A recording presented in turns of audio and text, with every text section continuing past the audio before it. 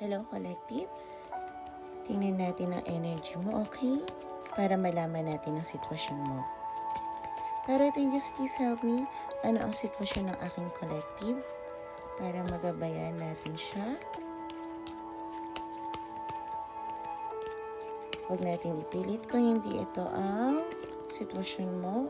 Maaari ka pa rin patuloy makinig dahil maaari may mensahe ang guides mo para sa'yo. Ito ay timeless reading kung kailan mo ito makikita.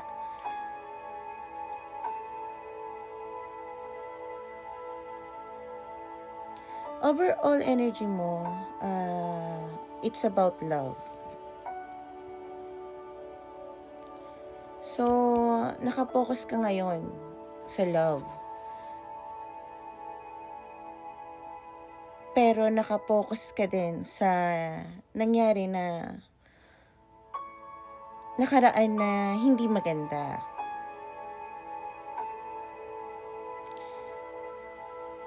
Parang ang tingin ko dito at ang nararamdaman ko, nagde-daydream ka. Sa mga gantong oras, kaya siguro natutulala ako dahil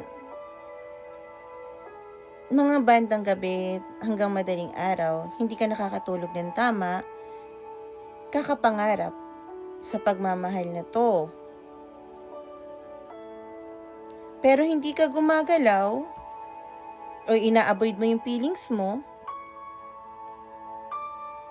dahil sa nangyari nung nakaraan. Thank you so much, Tarot Angels. Ano ba ang nangyari sa nakaraan sa aking collective?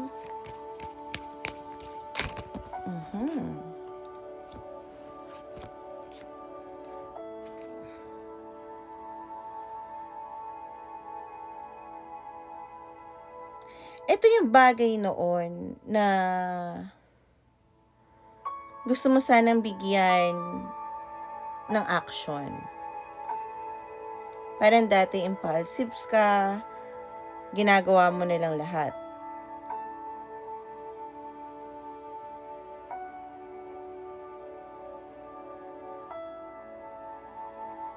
At ngayon handa ka nang ipaglaban yun. Fire sign might be resonated sa chart mo.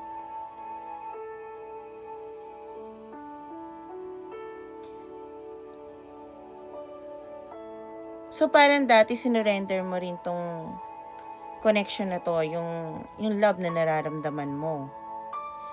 Tapos sa ngayon, sneaky ka. Air sign might be resonate. At tinitingnan mo yung mga bagay kung anong magagawa mo. So, bukod sa nagde-daydream ka, nangangarap ka, hindi ka makatulog, maaaring ini-stalk mo din tong tao na to. Strong air sign.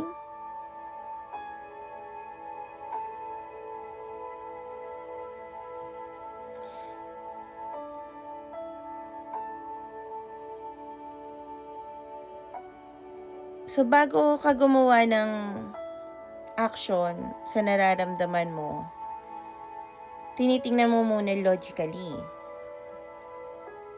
Parang, instead na gamitin mo yung nararamdaman mo, ang ginagamit mo ay ang utak mo. Earth sign din, might be resonate.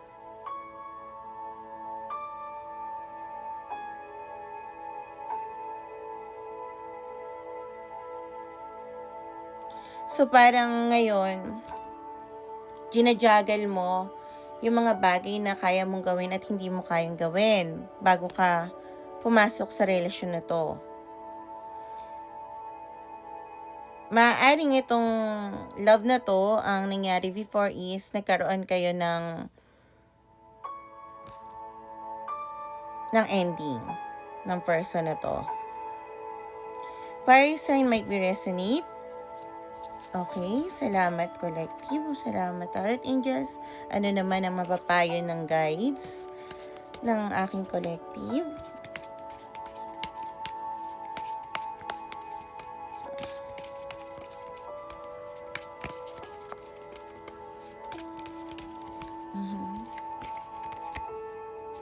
Thank you so much, Shari. Please give me another 2 cards. Okay.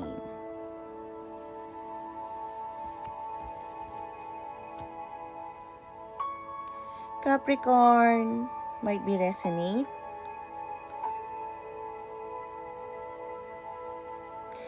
Magkakaroon ka daw ng chance dito sa person mo.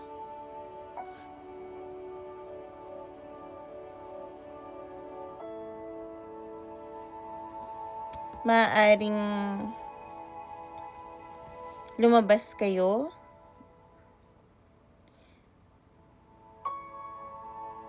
at mag-usap.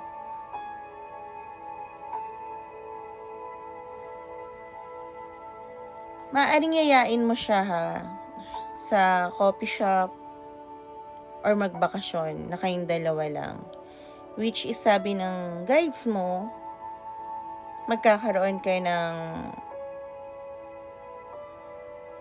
positive outcome dito. Ganun pa man,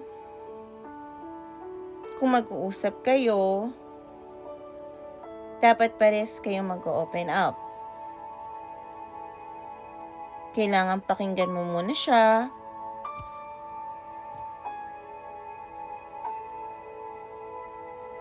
At makinig din siya sa'yo.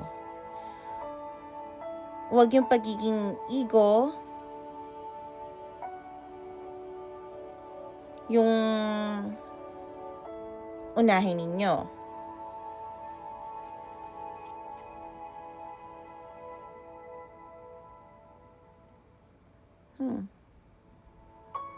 Mukhang bakasyon nga yung iniisip nyo.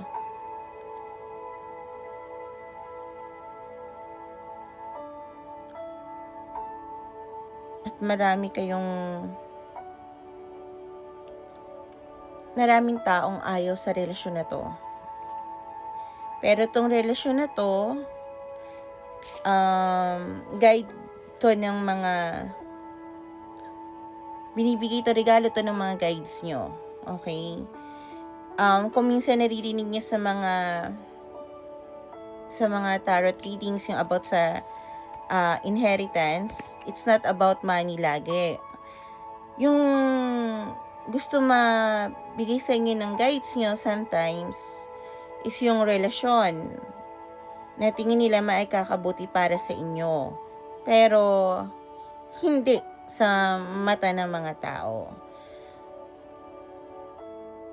Kaya siguro nag-hesitate ka din, nayayain tong lumabas tong tao na to.